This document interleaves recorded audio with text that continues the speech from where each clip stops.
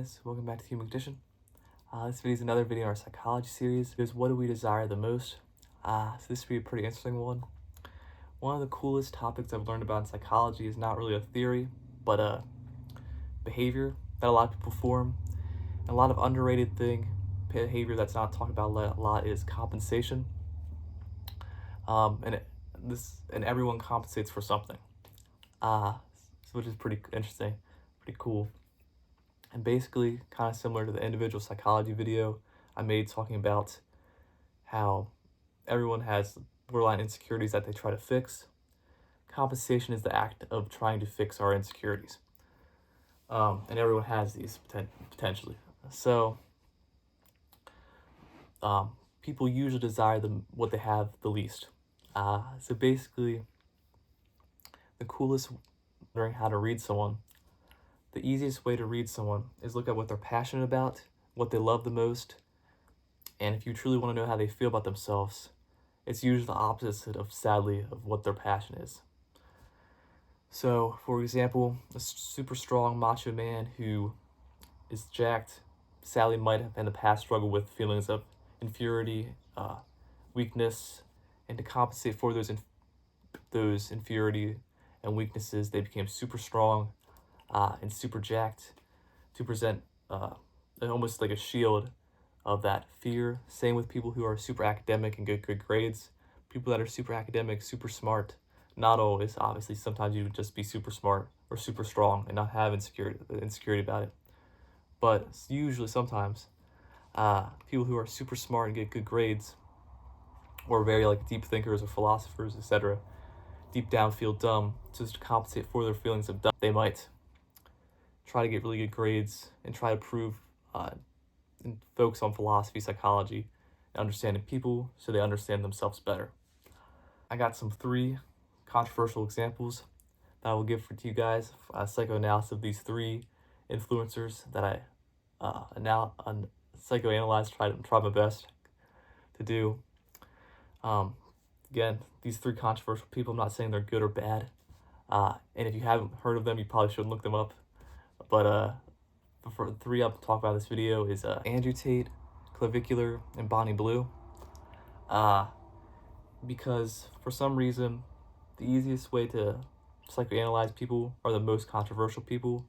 People who put their persona super far out there is easy to use the tactic of compensation to figure out how they feel about themselves.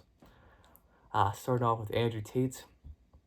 Andrew Tate being the hyper-masculine alpha male bro dude. Talks about all types of things, getting money and relationships. He promotes high masculinity, luxurious wealth, and strength, right? And some people say negative view.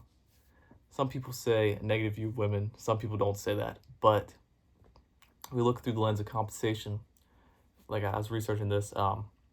In his past, he did struggle with people who bothered him in high school, potentially, him and his brother, because they were poor, which I think deeply influenced him to highly compensate when he was older, to say, I don't want to be bothered by people anymore because of my income, which highly motivated him to become rich and successful.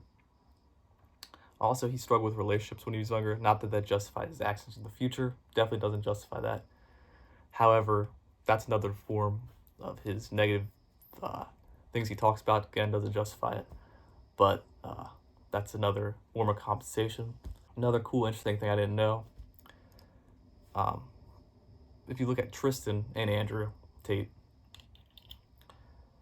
actually, when I was researching this, Tristan was targeted more about how the bad clothes he wore, and it actually targeted, bullied, and harassed more by people in high school rather than Andrew. And Andrew often had to take up the persona of protecting him. And this is kind of seen in the adult life because Andrew kind of leads the controversial stuff where Tristan backs him. And because of this deep protection to his brother in the past, that's what made their ride or die bond in the future. Also, Tristan was more harassed for his clothing than Andrew.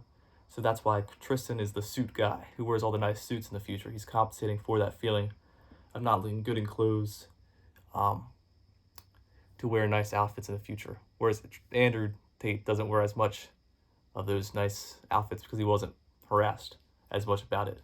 He was harassed and bothered by other things. And that's why they both got into fighting to protect themselves, so they don't deal with the stuff they did in the past. Bonnie Blue was in a very long-term, for multiple years, relationships in her adolescence. Obviously, if you're not in a long-term relationship at a very young age, you're not going to go crazy and start dating a ton of people, the average person. However, using the lens of compensation, people desire the most what they have the least. She might have at some point, because she's been in such a long-term relationship for most of her young life, she might have felt the feelings of, again, doesn't justify any of these people's actions, obviously. I'm not justifying their actions. After a long period of time, she might have felt ready to try something new, and that's why she went too extreme and started dating tons of multiple guys. Obviously way too extreme, but again, looking through the lens of compensation, not saying what she does is right, just explaining why they do what they do. Finally, clavicular. Clavicular is a Chad light, a top tier Chad, alpha male, similar to Tristan, Andrew Tate. However, he's a Chad, mager, tough, internet influencer, and this is pretty self-explanatory.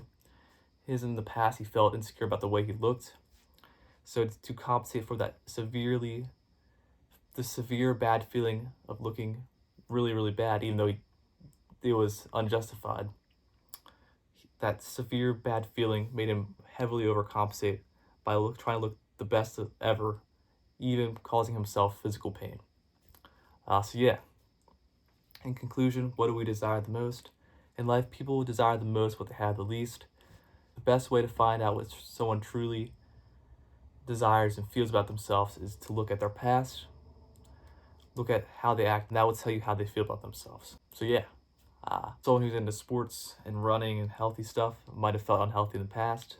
To compensate for that feeling of unhealthiness, they work really hard to be healthy. What do people desire the most? People desire the most what they have the least.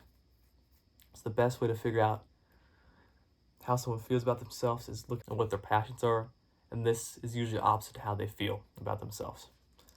So if you want to make them feel better, just look at how they act and reassure them that the things they feel about themselves aren't true, if you wanted to do that. But yeah, I hope you guys enjoyed this video. As always, thanks again for watching. Like and subscribe if you want. Love you guys, and I'll see you in the next one.